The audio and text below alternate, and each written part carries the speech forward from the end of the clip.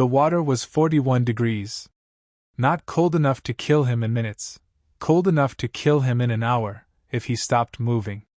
David Goggins had already been in the ocean for 6 hours, his class folded one by one onto the beach, wrapped in blankets, sipping coffee while he stayed in the surf with 80 other men who refused to quit.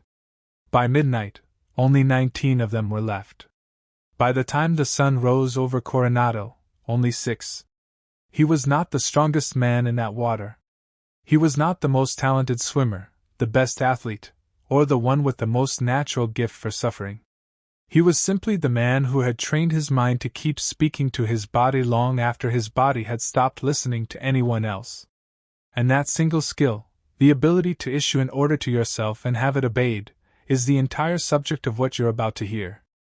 Most men assume that the people who survive trials like that one are simply wired differently from birth, that there's some genetic ceiling on suffering, and Goggins was issued a higher one than everyone else in that surf. It's a comforting belief, because it lets the rest of us off the hook. If toughness is genetic, there's nothing to build, only something to either have or lack. But that belief happens to be false, and it's worth dismantling immediately, because everything that follows in this video depends on you actually believing it's false. Goggins was, by his own repeated account, an overweight, asthmatic young man with no natural athletic gift whatsoever before he rebuilt himself, deliberately, decision by decision, into someone capable of outlasting 80 trained candidates in that water. The transformation wasn't a discovery of hidden genetic potential. It was a construction project, executed in private, long before that beach ever entered the picture. Because here is the truth nobody wants to tell you: discipline is not a personality trait. It is not something you were born with or without. It is a system, built one decision at a time, in the exact same way a blacksmith builds a blade, through repeated pressure, applied on purpose, until something soft becomes something that holds an edge. This is inner steel, and today we are going to take that blade apart piece by piece. We are going to look at the men who forged minds out of nothing but pressure and repetition, and by the end, you will understand exactly how to build the same thing in yourself. If you are serious about becoming a man who finishes what he starts, subscribe to Inner Steel now, because everything we cover here is built to be lived, not just listened to. Let's begin. Point 1. Discipline is a decision made before the moment arrives. In October of 1972, a rugby team from Uruguay boarded a plane to Chile. The plane crashed into the Andes Mountains. Of the 45 passengers, 12 died on impact. The survivors found themselves at 12,000 feet, in sub-zero temperatures, with no food, no proper clothing, and no rescue coming. The Chilean and Argentine search teams called off the search after 8 days, assuming no one could have survived the crash, let alone the mountain. 16 people lived for 72 days. What kept them alive was not a single act of heroism. It was a structure, a discipline, built in advance of the suffering. Nando Pardu, one of the survivors, later explained that the moment he and his friend Roberto Canessa understood rescue would not come, they made a decision that had nothing to do with how they felt in that instant. They decided, while still relatively strong, that they would walk out of the mountains, no matter what that walk required.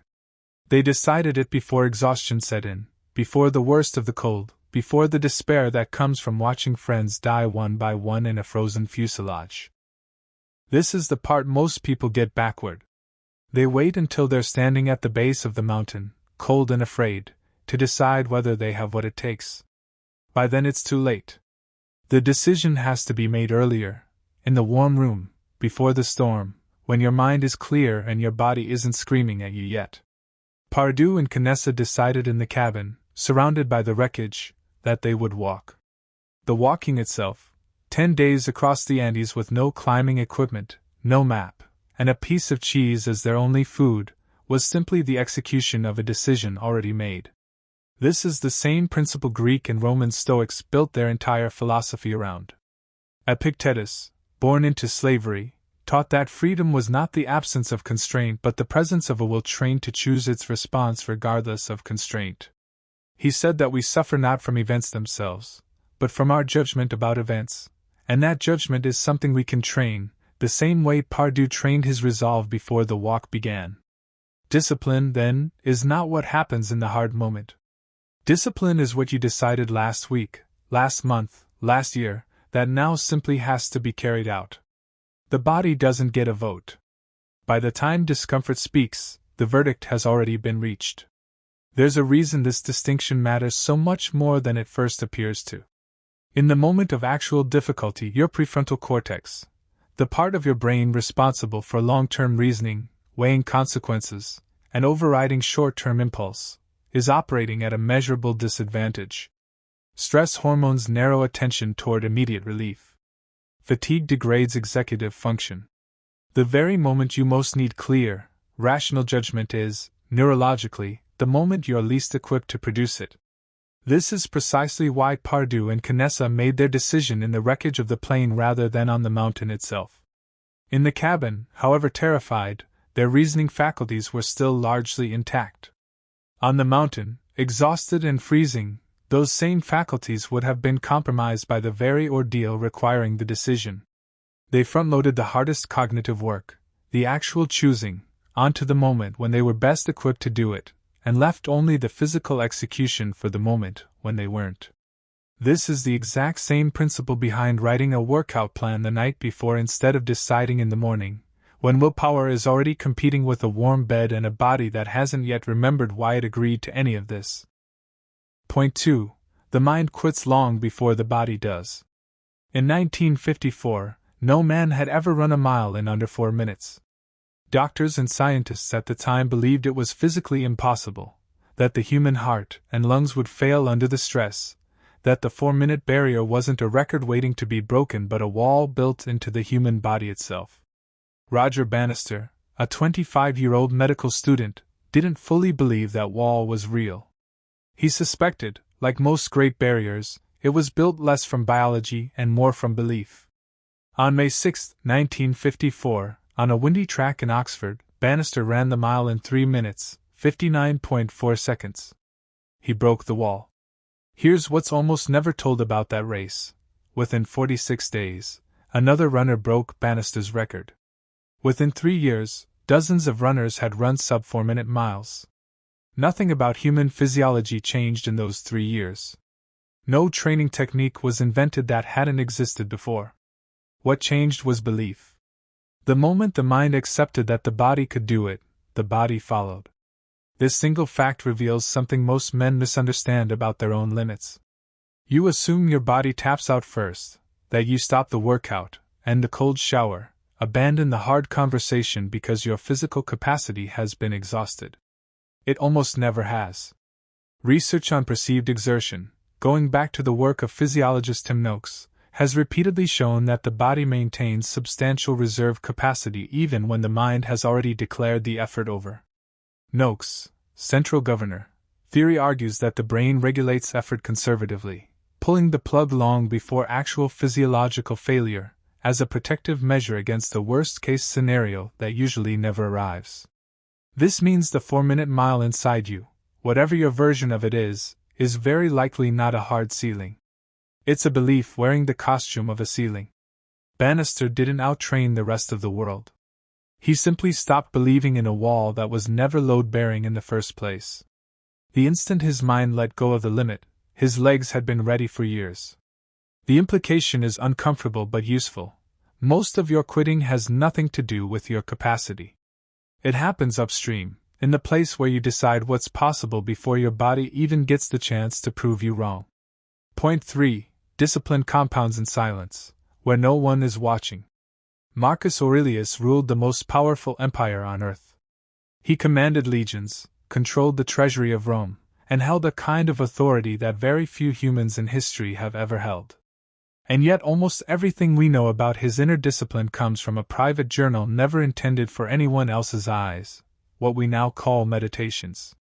He wrote to himself, not to an audience, reminding himself, often in the same blunt tone you'd use on a recruit who kept making the same mistake: get up. Do the work assigned to you as a human being. Stop waiting to be inspired. What's remarkable is not that an emperor had discipline. Plenty of powerful men performed discipline in public while collapsing in private.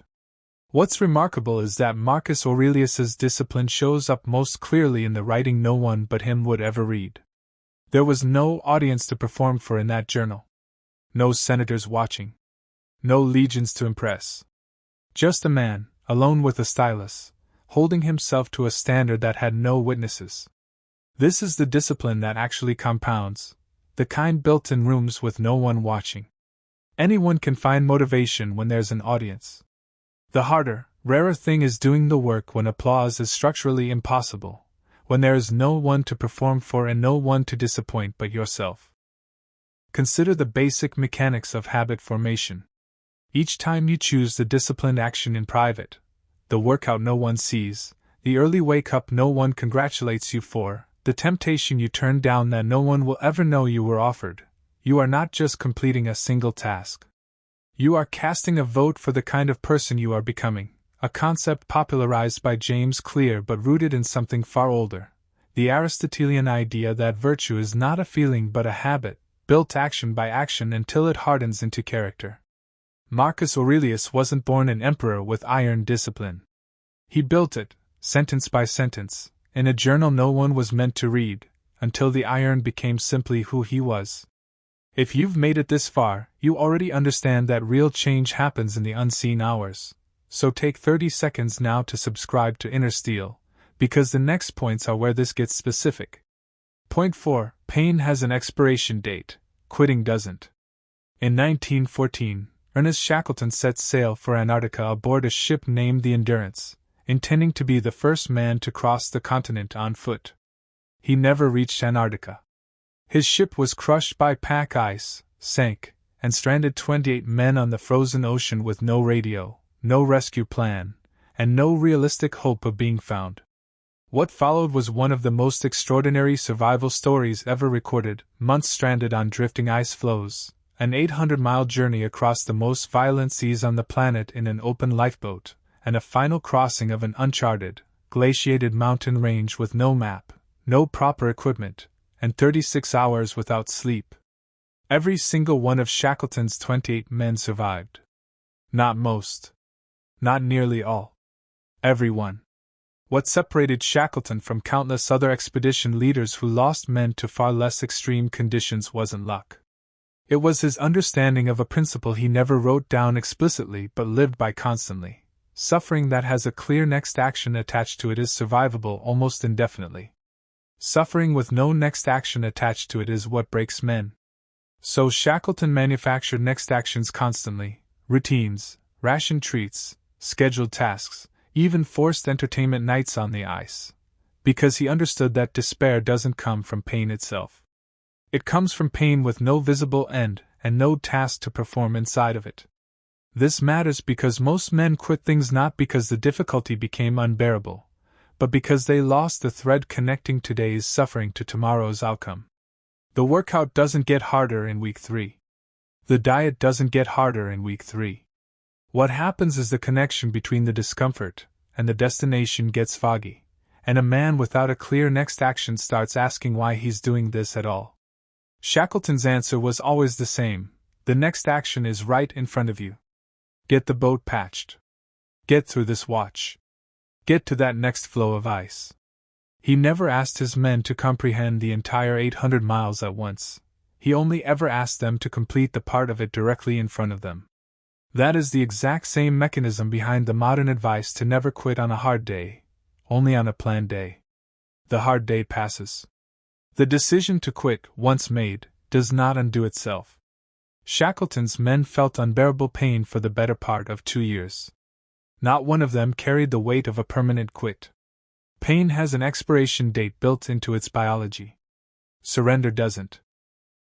Point 5. The body adapts to whatever you train it to tolerate. Wim Hof stood in a cryotherapy chamber set to -110 degrees Celsius, and stayed there for over an hour, an amount of cold exposure that should, by every conventional medical understanding, have caused severe frostbite and hypothermia in minutes. He has climbed Everest in shorts. He has run a full marathon above the Arctic Circle, barefoot, in temperatures around -20. Doctors initially assumed Hof possessed some rare genetic anomaly. When researchers at Radboud University studied him directly, they found something far more useful to the rest of us: no special gene. A trained nervous system. Hoff had spent years exposing himself, deliberately and progressively, to cold most people spend their lives avoiding. Cold showers. Then ice baths. Then longer ice baths. Then full submersion in frozen lakes. What he'd actually built was not supernatural tolerance. It was a nervous system retrained, through repeated voluntary exposure to discomfort, to stop triggering full panic in response to stress signals that weren't actually life-threatening. Subsequent research on his method showed something with massive implications. Ordinary people, trained for just a few weeks in his breathing and cold exposure techniques, could consciously influence their own immune response, something doctors had long assumed was entirely involuntary. The deeper principle here has nothing to do with cold specifically. It's about what physiologists call the adaptation response.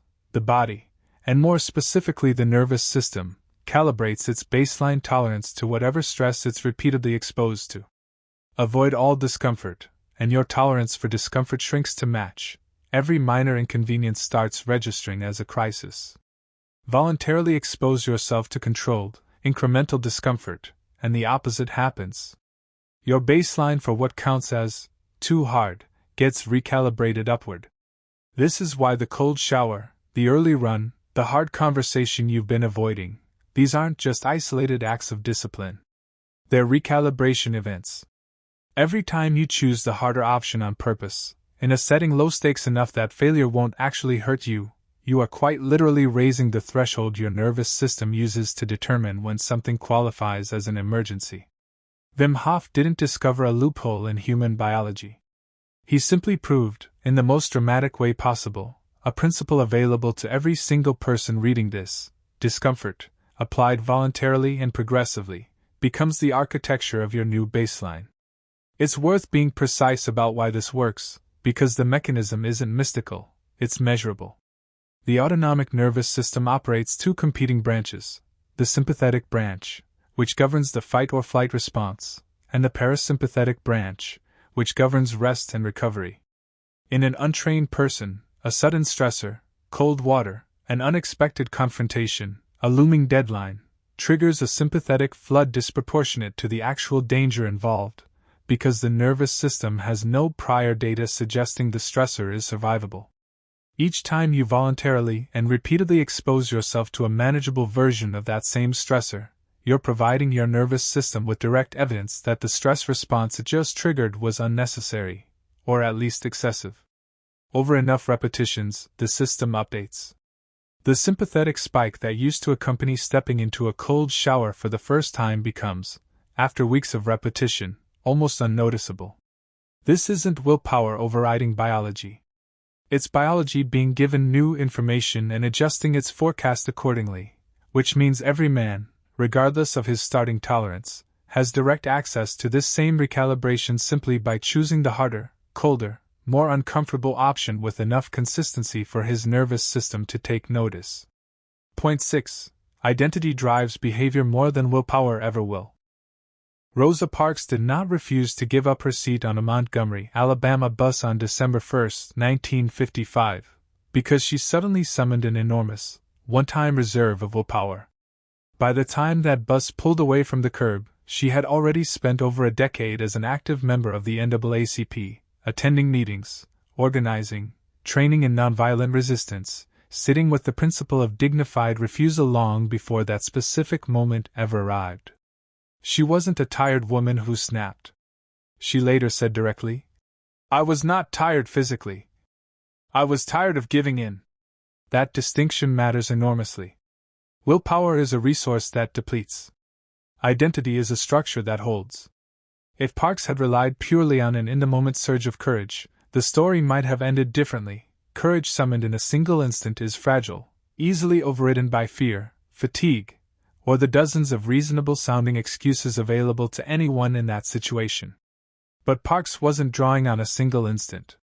She was drawing on a decade of identity construction, a self-concept built deliberately, meeting by meeting, training session by training session, until refusing to move wasn't a heroic anomaly. It was simply consistent with who she already understood herself to be. This is the exact mechanism behavioral psychologists point to when they explain why willpower-based approaches to discipline fail so often, while identity-based approaches tend to hold. If you try to white-knuckle your way through a new habit purely on motivation, you are fighting your own brain using the most exhaustible resource it has. But if you can shift the internal question from, "Can I force myself to do this today?" to, "This is simply the kind of man I am," the entire equation changes. You stop negotiating with yourself every single morning. Parks didn't negotiate with herself on that bus. The negotiation had already happened years earlier, in rooms with far less attention and far higher stakes. The lesson for building your own discipline is direct. Stop trying to motivate yourself into actions that contradict your current self-image, and instead deliberately construct a self-image, through small, repeated, private actions, that makes the discipline choice the only one that's actually consistent with who you believe yourself to be. Parks's seat refusal wasn't the start of her courage. It was the inevitable output of courage she'd already built, the same way Inner Steel's entire purpose is to help you build that structure before the bus ever pulls up. So if this is resonating, make sure you're subscribed, because we're about to go even deeper. Point 7. Suffering without meaning breaks men, suffering with meaning builds them. Viktor Frankl was a psychiatrist before the Second World War. He became a prisoner during it, held in 4 different concentration camps, including Auschwitz, between 1942 and 1945. He lost his wife, his parents, and nearly everyone he loved. He watched men around him, physically strong men, sometimes far stronger than him, die not from starvation or disease directly, but from a kind of internal collapse the moment they stopped believing there was any reason to keep enduring. He observed something the other psychiatrists in the camps hadn't fully articulated: physical survival correlated less with physical condition than with whether a man still had something to live for. Frankl noticed prisoners who held onto an image, a wife waiting somewhere, a manuscript they intended to finish, a child they hoped to see again, consistently outlasted prisoners in better physical condition who had lost their sense of future purpose.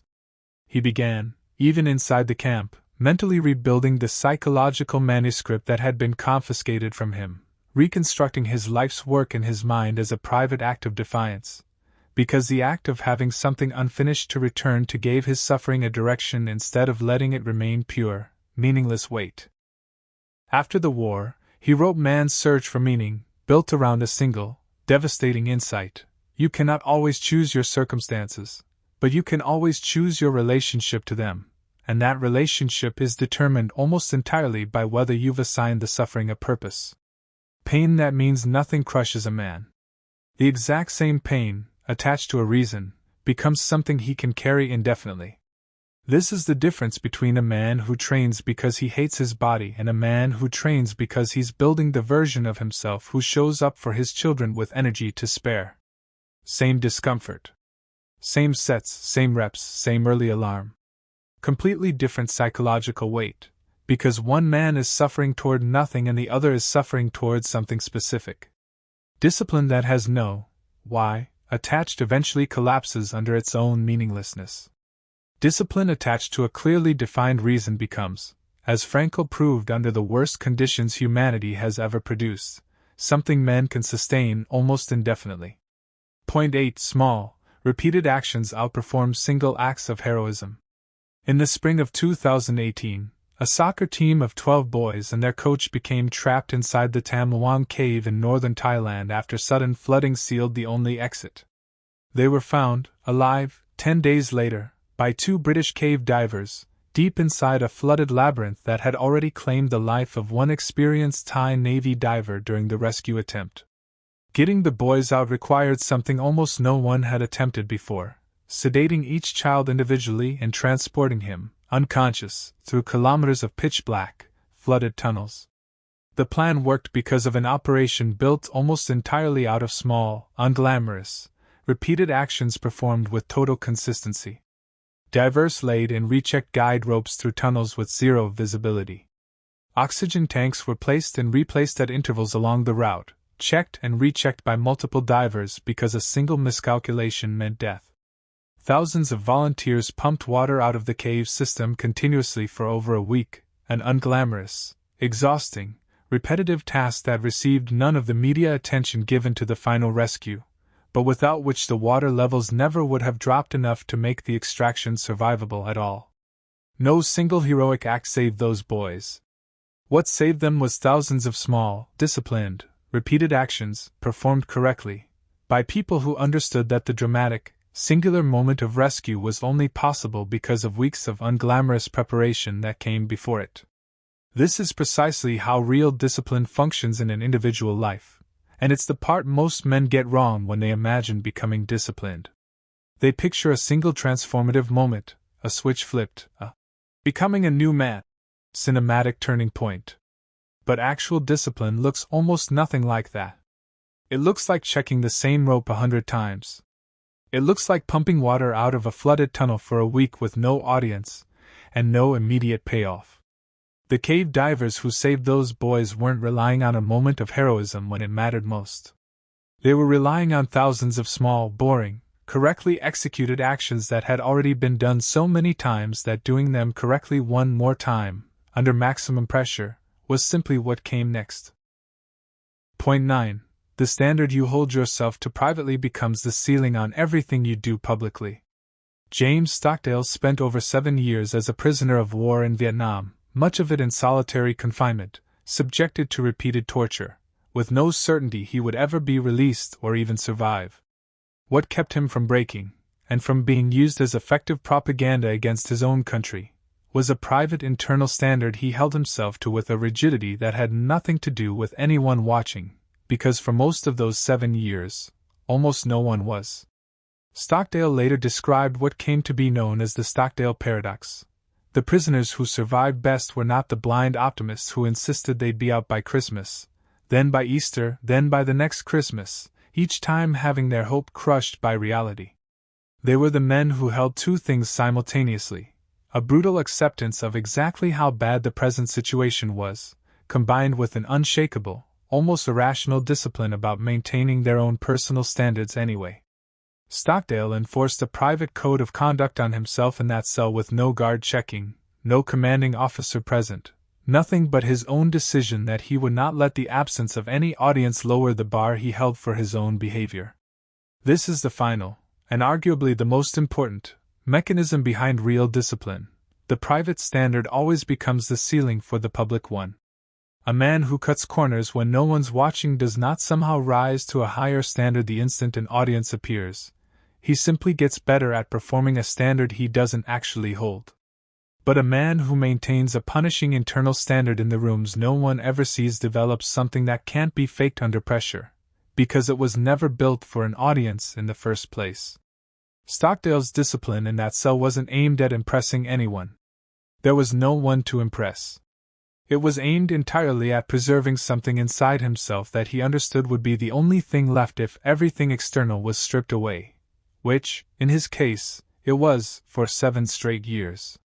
This is the standard Inner Steel exists to help you build, not a performance for other people, but a private code strong enough to survive total isolation.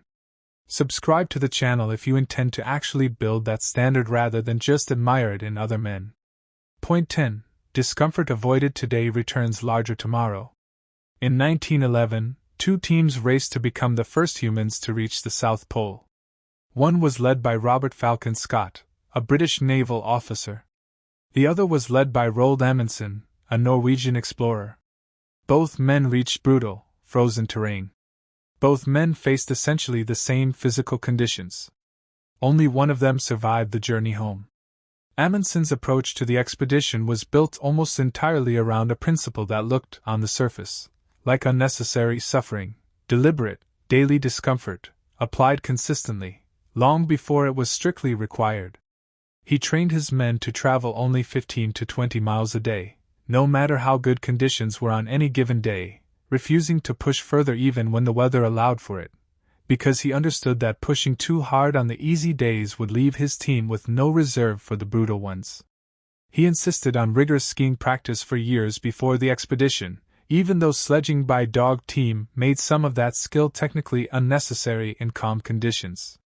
He built in margin everywhere, accepting smaller, controlled discomfort constantly, so that no single day would ever be allowed to become a crisis. Scott took the opposite approach.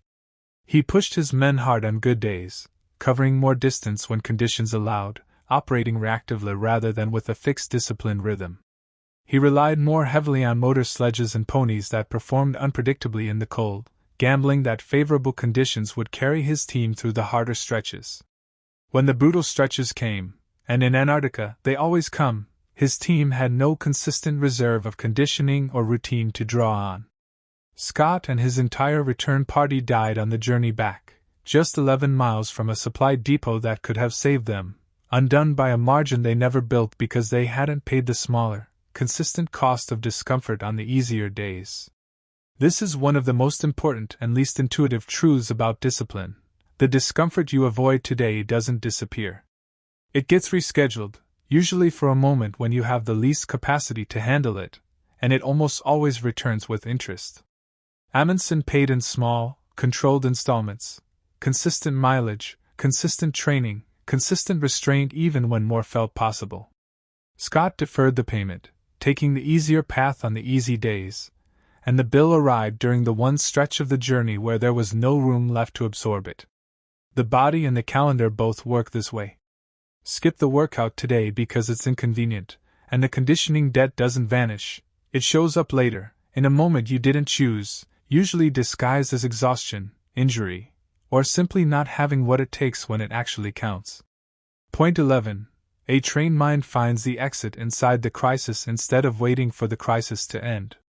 On January 13, 1982, Air Florida Flight 90 crashed into the Potomac River moments after takeoff from Washington National Airport, breaking apart on impact in icy winter water.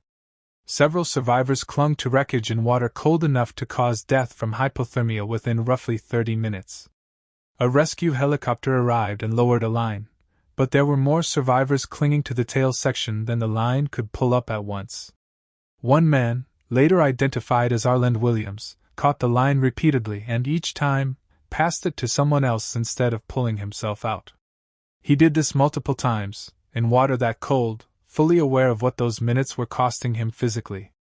By the time the helicopter returned for him specifically, he had gone under.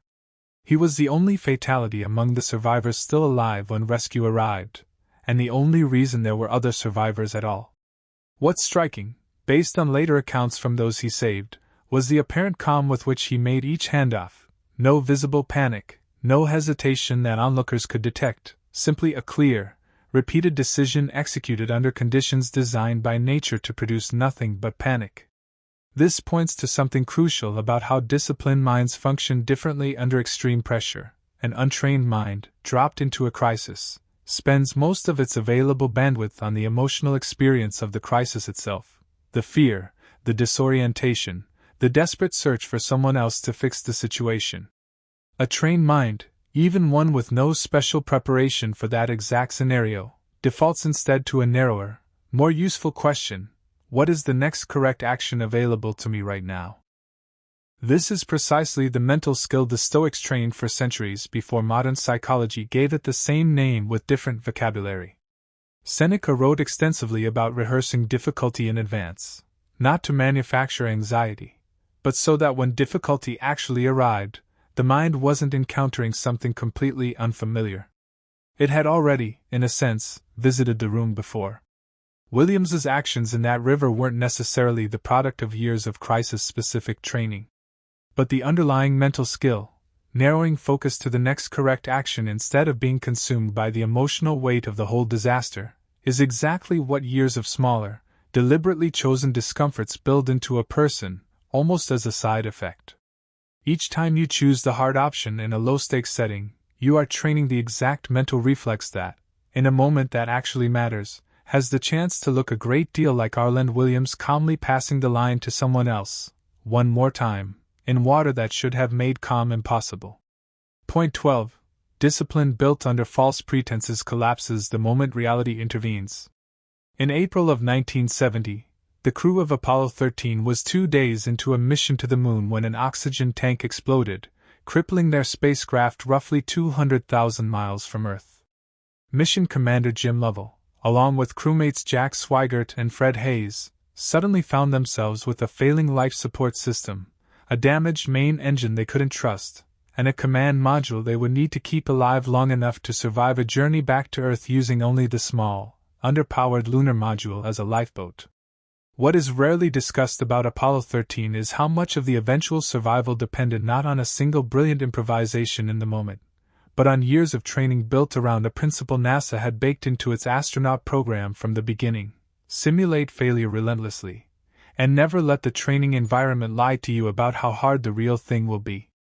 Astronaut training simulators at NASA were deliberately designed to be harder than actual flight conditions, throwing combinations of failures at crews that were statistically unlikely to ever occur together, specifically so that no real scenario the crew might face in space would feel genuinely unfamiliar.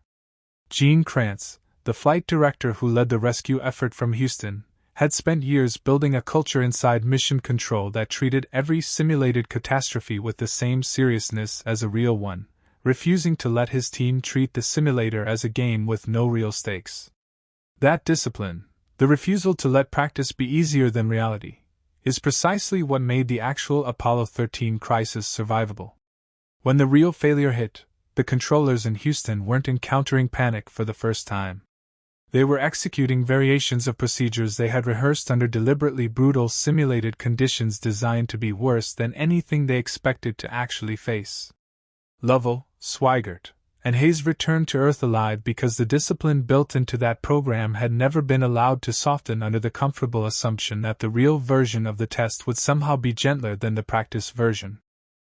This exposes a critical failure point in how most men build their own discipline. It's common to build confidence under artificially soft conditions, a structured program with built-in rest days, a gym with no real stakes, a routine designed around convenience, and then assume that confidence will transfer automatically the moment real pressure arrives. But discipline built under conditions easier than the ones it will eventually be tested in tends to collapse exactly when it's needed most, because it was never actually pressure tested. NASA understood this so deeply that it deliberately made its simulators harder than spaceflight itself. The lesson transfers directly: if your training, your routine, your private standard, only ever gets tested under conditions you've engineered to be comfortable, you have built a structure with no idea whether it can bear real weight. Real discipline has to be tested against something at least as hard as what you expect to eventually face, the same way Kranz's team made sure that nothing the universe could throw at Apollo 13 would feel more chaotic than what they'd already drilled for in a windowless room in Houston. Austin. Point 13. The strongest form of discipline is the one that survives total isolation from outcome. In 1981, Irish Republican prisoner Bobby Sands began a hunger strike inside Maze Prison in Northern Ireland, refusing food as a form of political protest. He continued the strike for 66 days, fully aware that the outcome of his protest, whether it would change anything at all, was completely outside his control and would very likely not be known to him before his own death. He died on day 66, having never seen whether his sacrifice produced the political outcome he was working toward. Whatever a person's view of the politics surrounding that event, the underlying psychological mechanism is worth isolating on its own terms, because it describes the rarest and most demanding form of discipline that exists: the willingness to maintain a standard of action completely detached from any guarantee, or even likelihood, of seeing the outcome. Most discipline operates with at least a faint promise of payoff attached. Train hard enough and you'll likely see results. Study hard enough and you'll likely pass the exam. Sands operated with the near certainty that he personally would never witness whatever outcome his discipline produced, if it produced anything at all.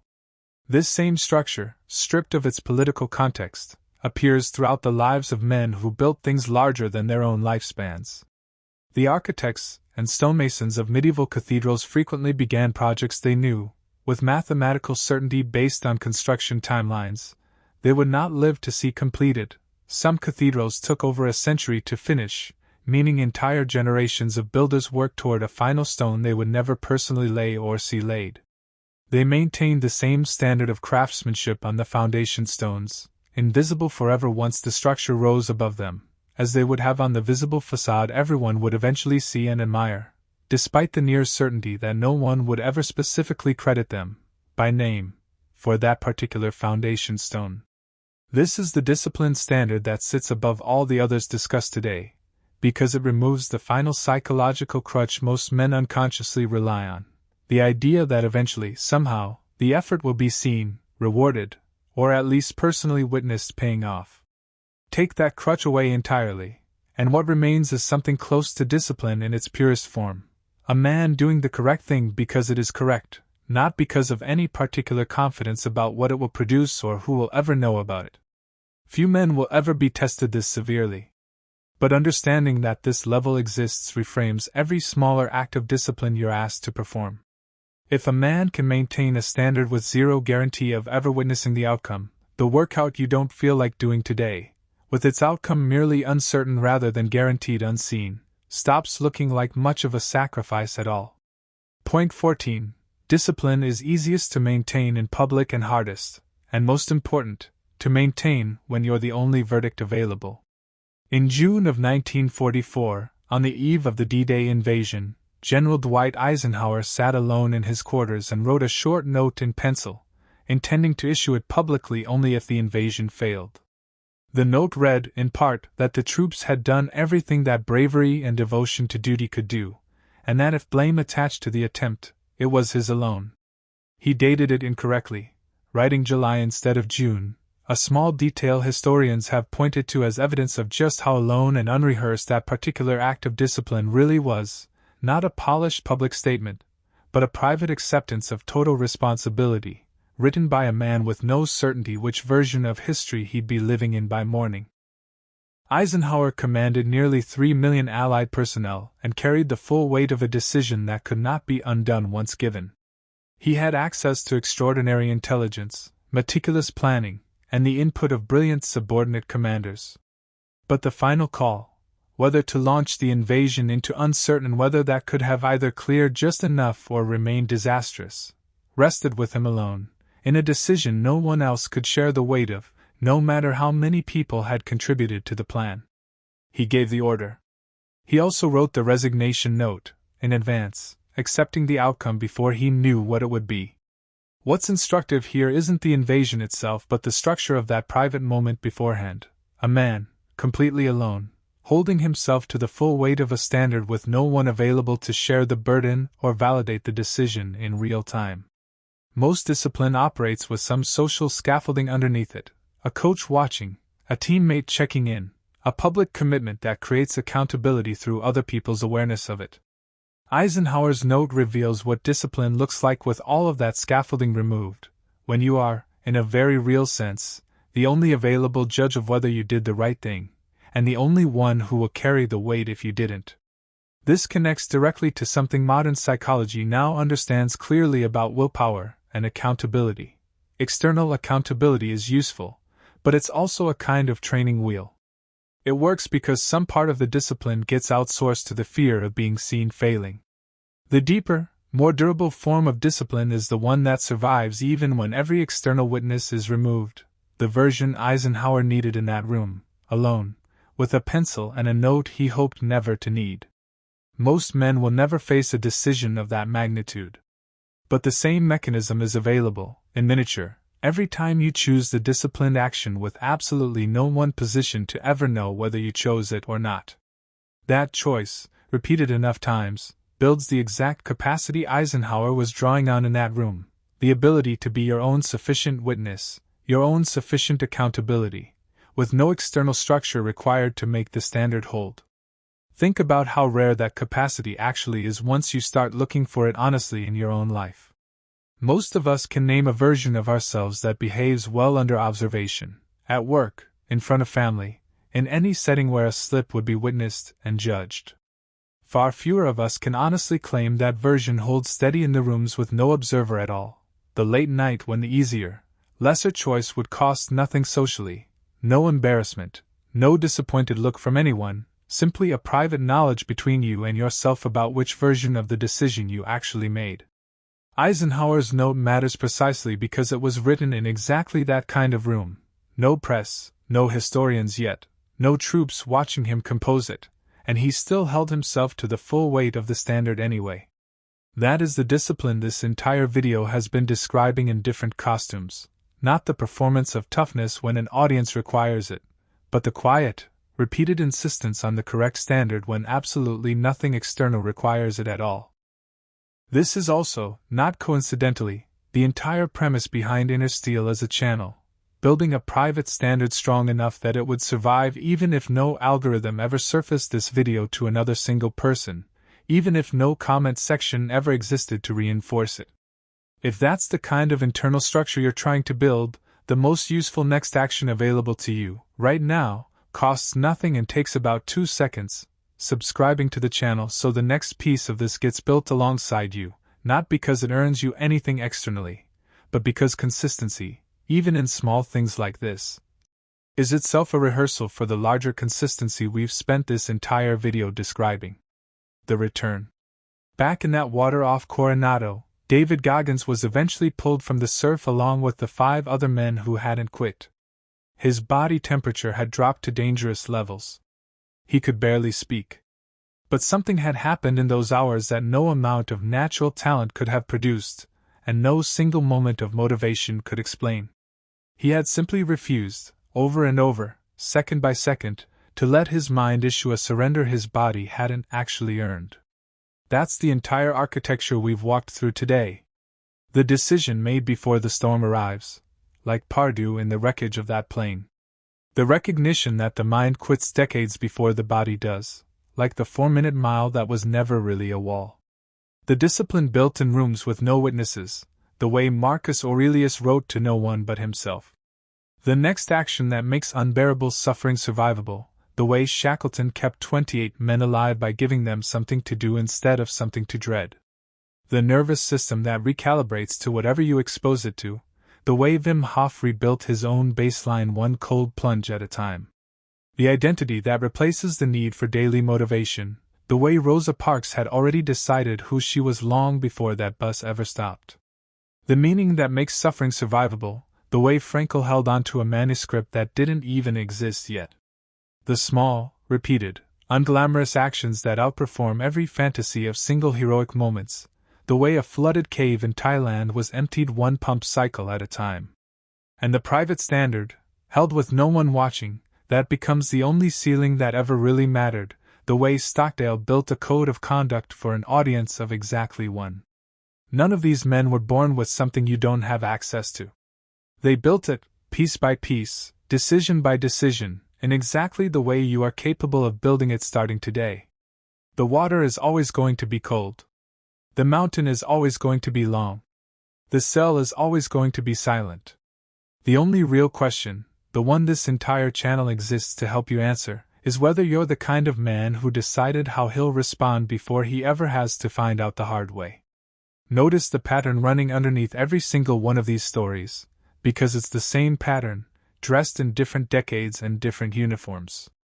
Not one of these men woke up on the decisive day already in possession of some unusual reserve of courage that the rest of us simply weren't issued. Pardue didn't have a rare gene for mountain endurance.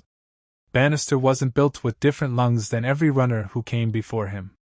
Marcus Aurelius wasn't handed a uniquely disciplined temperament at birth, separate from every other Roman who held power and squandered it. What every one of them had, without exception, was a prior history of small, repeated, often invisible decisions that had already done the work of building the capacity the dramatic moment merely revealed. The crisis didn't create the discipline. The crisis simply removed the curtain from discipline that had already been under construction for years. This is the part most men resist hearing, because it removes the excuse of the dramatic origin story. You are not waiting for a single defining moment that will finally make you disciplined. There is no Coronado Beach, no frozen Andes mountain, no cell in Vietnam coming to forge you into the man you're hoping to become. The forging is happening right now, today, in whatever small, unremarkable decision is sitting in front of you, the workout, the conversation, the task you've been deferring, and it will keep happening in exactly that unremarkable form for as long as you're alive. The men in these stories simply understood that fact earlier than most, and acted accordingly, long before anyone was watching and long before the stakes were high enough to make the decision feel important. That's inner steel. If this gave you something to carry into the next hard moment, subscribe, because we're building this one decision at a time, and we're not stopping here.